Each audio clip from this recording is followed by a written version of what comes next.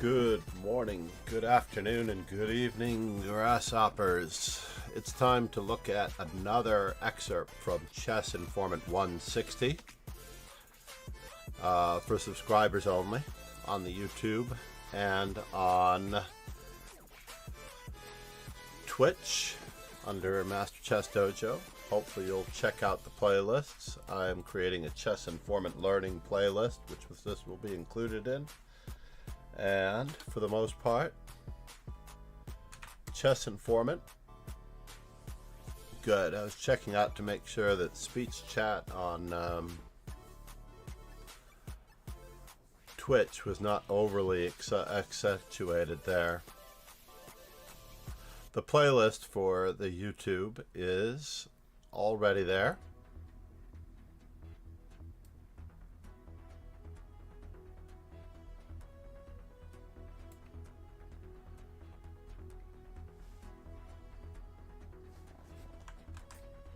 Let's just do it very quickly for the YouTube audience. I'm not sure if the comments are enabled, but needless to say, we're looking at the young man Arjun Erigaisi playing white against a low candidate master strength player from the Netherlands earlier this year. Perhaps in the challengers of Tata Steel. I'm not entirely sure because I didn't look up the history of this game just yet. But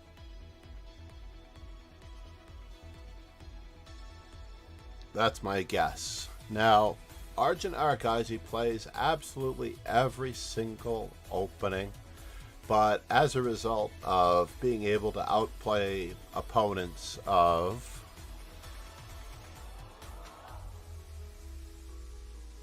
the level that we're looking at, for the most part, we're looking at the move c4 today.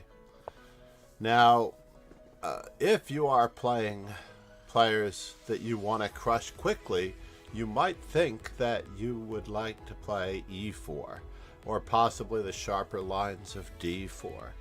But this game remarkably takes a very quick positional turn as Arjun Erigaisi takes advantage of certain squares on the queen side in order to expose an opponent's weakness, and with it he actually uses a little bit of a novelty along the way. So the opponent replies with g6. Now, ironically, this was one of my favorite responses when I was a King's Indian Grunfeld player when I was younger. As I gave up the King's Indian, I was certainly...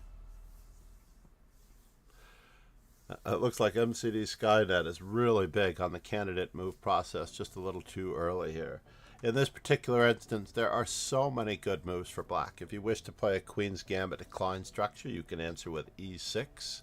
If you wish to play a Tarrasch or a symmetrical English, you might answer with c5, controlling the d4 square immediately. If you are an e4 player and wish to play a reversed Sicilian, I have to mention that being a move down with a reversed Sicilian setup might introduce some small, clever,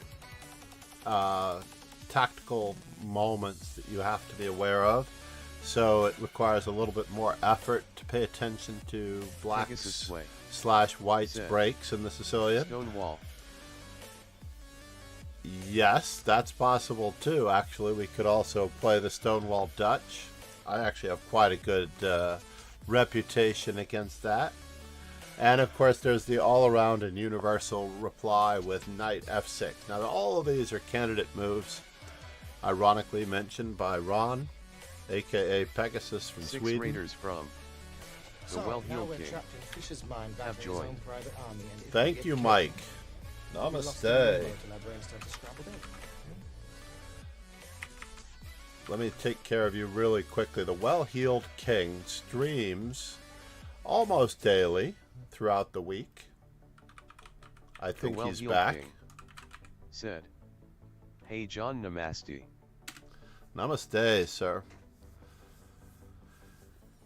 I did not make it to TwitchCon this year. Perhaps next year.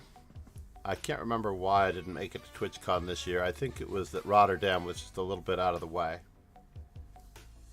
But as in all cases here, when you're approaching a position, you really do have to approach it as though you're seeing it for the very first time, with candidate moves and choices. Said, thanks for the shout out GTG. I'll lurk a while. You have a great stream. Thank you, Mike. Talk to you soon, buddy. For those of you who have not yet checked out my playlist on YouTube, I'll put the link right there.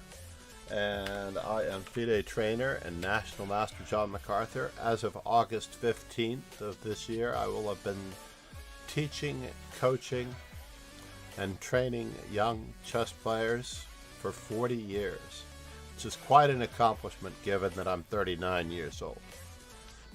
My first student actually became a candidate master and went into organizing chess tournaments in California, Northern California, in the Berkeley, California, San Francisco area, later on in life before returning to the Midwest. I was born in Denver and lived much of my life across the Midwest. LOL 39 and training for 40 years. That's correct. I have been doing that for quite some time, since before I've been born now. So we're dealing with the English opening, and I do believe in the power of G6 as a very amorphous response. And in this particular case, Erigaisi-Bentel, who's not quite 2200 FIDE, is taking on the beast Arjun Erigaisi, who's playing the white pieces. I was mentioning how miniature games might normally arise from E4 and sharp tactics, or D4 and sharp positional nuances. But in this particular case, a miniature is produced by Arjun Erigaisi by playing C4, and he follows up with knight C3, and his opponent immediately goes straight back into somewhat King's Indian territory, and when challenged with E4, instead of choosing perhaps the more natural D6, he actually seizes upon the E4 square, the D4 square, with the move E5. And I'm going to turn down the music just a little bit, just in case that was intrusive. But already we have a very unique position, and white immediately begins to put pressure on that E5 pawn, and black defends that E5 pawn indirectly with the bishop on G7. Now this is a very well-known King's Indian concept, and we have to consider that the long distance pieces, the three long distance pieces, attack everything along those lines, whether it's a rank, file, or diagonal, regardless of what is in the way. Anything can be moved at any time, as the discovery here would recover the piece after knight takes E5, knight takes E4. And of course, any cutesy stuff with knight takes F7 could run into even further trouble.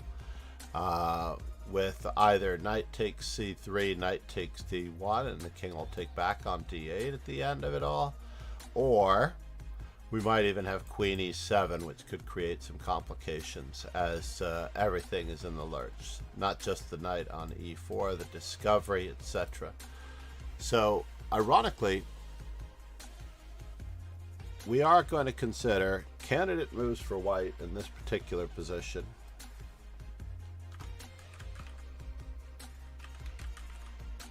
Now, candidates do not have to be the best move. You have to actually scoop up, as though you are panning for gold, all of the good moves in the position. Basically, you're going to scoop up all the good moves. Of course, knight takes E5 is a move to be considered. D4 is a move to be considered. I'm going to try to do an example of this in the 45 seconds that we're allotted. Basically, in less than a minute, you should scoop up 4, possibly 5 good moves in this position. You could be playing G3, D3, D4 with the pawn break on D4, or capturing on E5. I don't necessarily know that I see any other candidate moves other than the very calm bishop to e2 as well. So once you have those candidate moves, you will decide upon, and thank you everyone for being here, you will decide upon which is the best move by comparing, not unlike how you would comparison shop for anything, whether you're shopping online, in the store, you're comparing the prices. If you're in the grocery store, how much you're getting per 2 raiders from quantity. Tapes No Chess have joined. Tapes No, Pegasus Sweat good morning. said BD3. Bishop d3 is an interesting choice as well.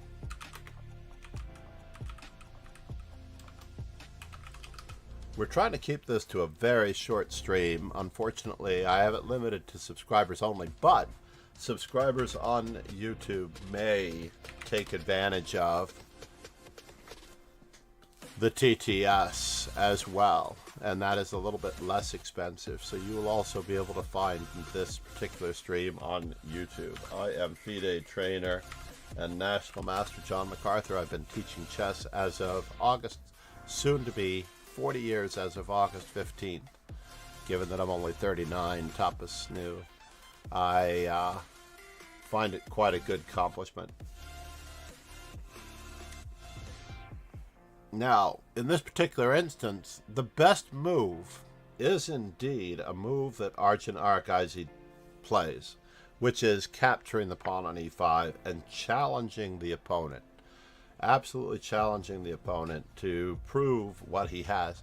Now, interestingly enough, personally, I might consider the move knight takes e4, while Erigaisi-Bentel goes for the best move in the position, simply castling and leaving the pawn and the center files and the open line toward the white king to later. But I might actually play knight takes e4, and after knight takes e4 we could either capture the knight right away, or we can play queen to e7, which seems to be apparently better. Now, it does mean that white may or may not need to actually answer with a queen exchange of their own, but at this particular moment, black might be able to obtain counterplay with both queen takes e5 or f5. Now, f5 does not appeal to me, and as Ben Feingold and I have taught together in the past here in New York City, try not to move your f-pawn unless you really, really mean it, for 2 reasons. Moving your f-pawn basically means that you will actually have a slightly worse endgame in many structures, where your pawn structure will look like this. Let's just say you're in a major piece endgame and your f-pawn has moved to f5. In a major piece endgame, if your f-pawn is committed to f5, your king is far less safe with queens and or bishops on the board. At the same time, in an endgame, if you have to guard the pawn on h7 with your king, it will be nowhere near the center. Now consider for a moment that you leave your f-pawn on f7, you later play h5, and now you have this pawn structure where your king can actually be in the center and defend the base of the pawn structure at the same time. And if you are, and so happen to be, in a major piece endgame, you will be far better sheltered with your king on g8, g7, or h7, however the case might be, with your pawns in this pawn structure sheltering your king. And if you want to look up really good players playing major piece endgames with that exact pawn structure, you need to look no further than Alekhine versus Capablanca in their 34-game match in 1927. Basically, Alekhine proved himself to be a much better endgame player than Capablanca in many of those situations, as that match was played with the first person to win 6 games, let alone any games, because Capablanca deemed himself invincible. However, in this particular case, Arjun Erigaisi takes on his opponent's challenge. Erigaisi-Bentel chooses to castle. White returns the knight to f3, and black immediately seizes upon the open file with rook to e8. Now, earlier, someone suggested a candidate move as well. So here we go again. We are going to go with candidate moves for white. And I just want you to understand that all of your previous candidate moves could easily be valid in this position. For example, we might still play pawn to d3. In this particular case, we have the option of pushing our pawn to e5. We can also shelter our pawn on e4 with queen to c2. And of course, we could also return the pawn for rapid development with a move like bishop to e2. That would certainly be at least equal. There would be nothing wrong with that. We could also return the pawn, maybe in a disadvantageous manner, with the move d4. Now, once you've gathered all of those moves in the first 45 seconds, you may now begin the process of calculating, comparing, and determining which is the best for your circumstances, for your mindset, for your pre-game plan, for your situation in the tournament. Because if you need a win, you may need to play slightly differently than if you need, let's just say, only a draw because you're a half a point ahead of the field. All of those factors will influence your decision making and your choice of continuing a plan. You could always play for the win ruthlessly, but a draw is often a very valid result, as I am facing, if I were black, I am facing one of the leading contenders for the Indian crown among Prague, the World Championship challenger Gukesh, as he's going to be playing in November against Dinglerin. And of course the veteran Anand, being from that country as well, and the coach of the current team. Now, Erigaisi chose the move bishop to d3, and I once again recommend that if you wish to chime in as a subscriber on YouTube, it is a little less expensive than being a subscriber on Twitch. Thank you so much for your support for the channel, should you choose to subscribe on YouTube. Now here, I would love to consider and perhaps recommend candidate moves for black. Now, I'm not going to change this particular position, by the way. I'm not going to change it at all. Candidate moves for black in this position, I would highly recommend that you suggest and consider, and you should even write them down and circle the move that you feel is best. Don't circle anything, though, until you've gathered all of the good moves up, like you're panning for gold using the earlier metaphor, and then you sift them out, you sort them, and then you determine what's more valuable based on a careful examination, and try to avoid that fool's gold for the most part.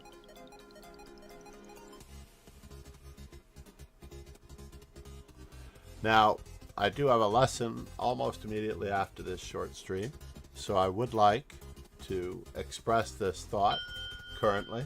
Now, Erigaisi-Bentel does not choose the best possible move. In fact, this position is very close to d5 and a6. Excellent. Well, d5 is the move that Erigaisi-Bentel chose. d5 is certainly the move that Erigaisi-Bentel chose in the Netherlands earlier this year. But ironically, the move that was played between two other players of equal stature, another Grandmaster versus a candidate Master Strength player in Polak Paracampus, those players actually played the more direct knight takes e4, bishop takes e4, and bishop takes c3 for near equality. And only after d takes c3, rook takes c4, rook takes e4, bishop to e3, knight c6. And after castles, d6, h3, bishop f5. We've reached the completion of the opening after rook to e1. This novelty was essayed by Grandmaster Polak in Skalica 2023. This was a new move with the initiative. I don't know that I can actually find the initiative note in this particular position, but absolutely. Let me see if I can find it. Nope, not the novelty. Oh, I see. Shift, control. How about control? Control shift? Nope. Did not work. Therefore, we'll leave it alone for now. But in the game Pollock, which is not, by the way, none of these games are in the Lee Chess database at the moment. So if you are able to subscribe to Chess Informant on a regular basis, this is Chess Informant 160 available right there. I'll actually put it on this particular page as well, just in case. Whoops. Chess Informant 160, Step Ahead, available at shahovsky.com in digital and hard paper format, hard format. So rook to e8 was played. Knight f3, rook to e8 was played. Bishop d3, and faced with this rather unusual move, the opponent struck out in the center. Now, I don't blame him at all for continuing in this manner, but at the same time, after the move, c takes d5, knight takes d5, castles for white. Black immediately starts to go for the weaknesses of the white squares on d3 and c2. Now, interestingly enough, it is the weakness of the white squares on his side of the board that actually does him in. So in this particular position, this is a novelty, the move knight e4. Knight to b4 is a novelty, and I have to consider what is going on, right? What is truly going on in this particular position? So, bishop to c4, and now knight on a to c6. A better move might have been to follow through on his plan of blockading that hole with knight to d3. Instead, he continues with rapid development with knight on 8 to c6. And in this particular moment, we are again going to look for candidates for white. Please consider the candidates for white in this position.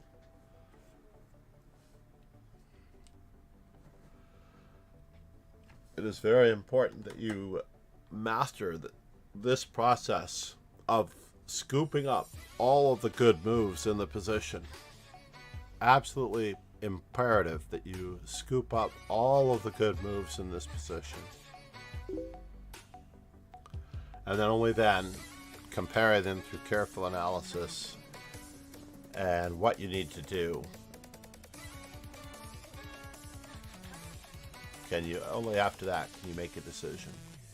So we are attempting to control the center, activate all of our pieces, and of course we've already taken care of our king safety. Another factor that we have to consider is where are the weaknesses? Said d4 h3. Very good. Now h3 is a restrictive move. I'm not entirely sure that I wish to allow him a second shot at being able to play knight to d3, but Erigaisi definitely follows through with the move d4 in this particular position. Other moves that might have been considered were queen to b3. Other moves that might have been considered would be queen to b3, d3, and of course h3 as suggested by Ron in that particular instance. Now in this moment and time, white does choose to play the pawn 2 squares, and I stress this to students all the time. Never forget that your pawns can actually seize that center and go 2 squares, and black tries to take advantage of this immediately with bishop takes b4, d4. And we have just now a moment for more candidate moves for white in this particular position. We're going to try to rapid fire this on several occasions if we can. Primarily because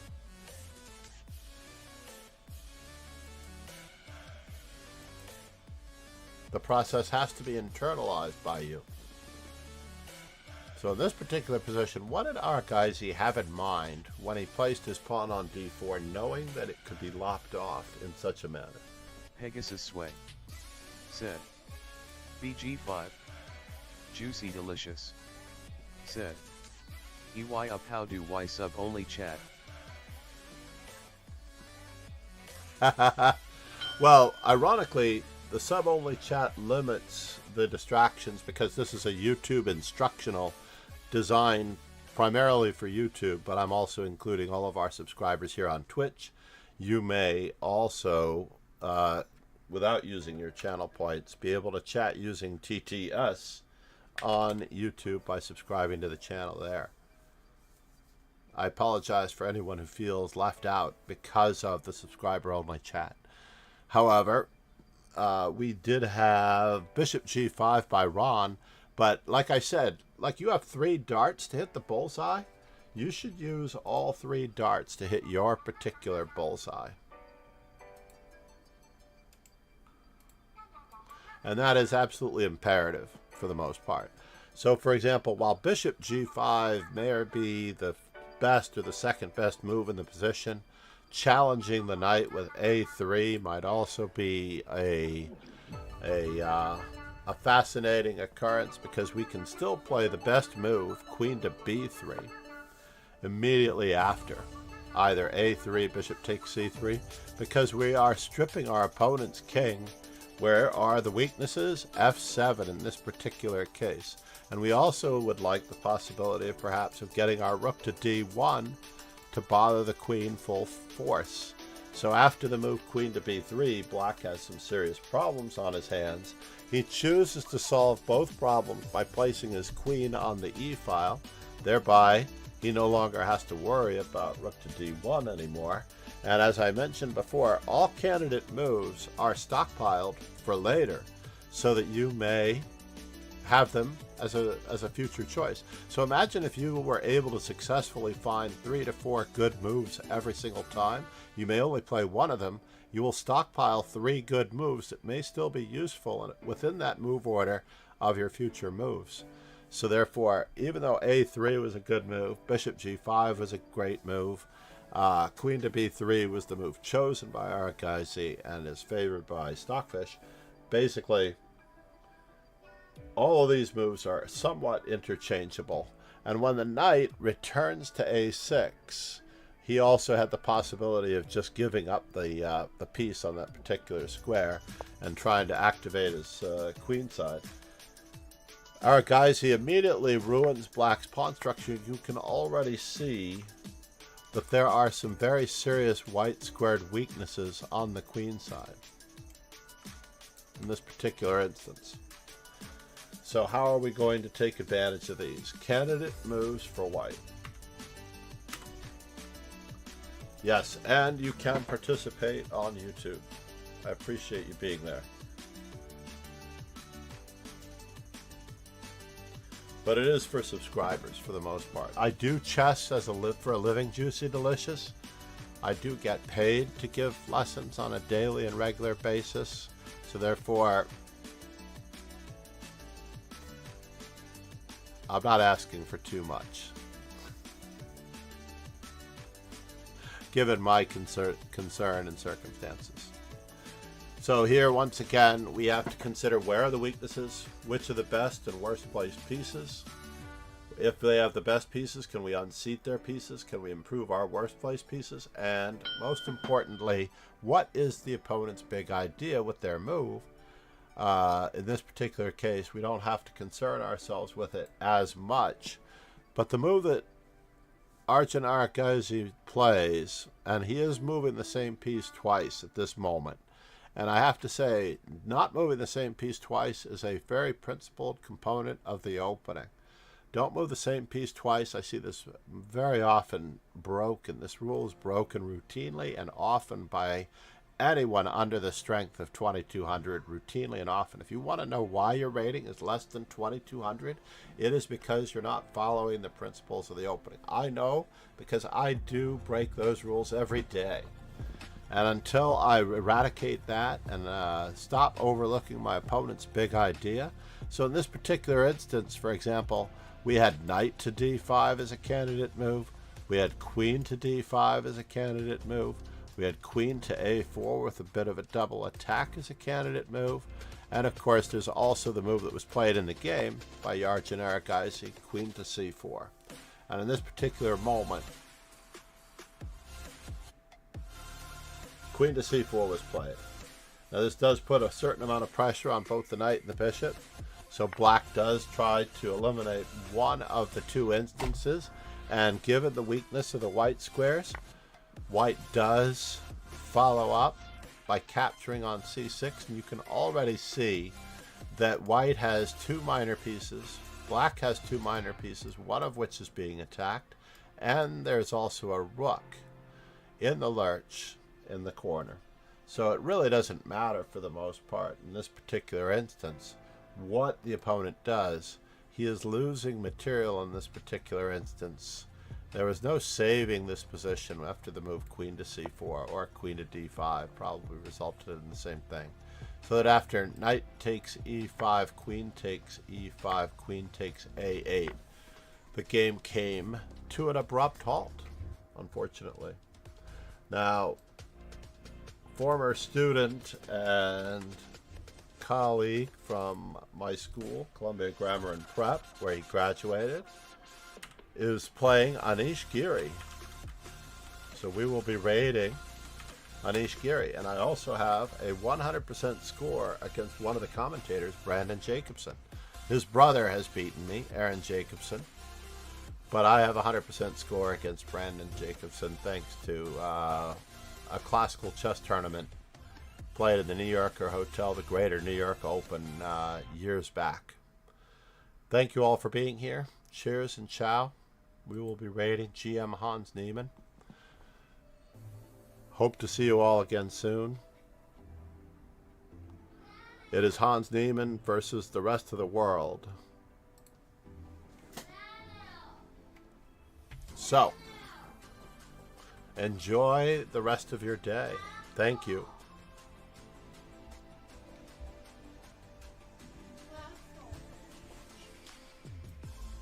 My tablet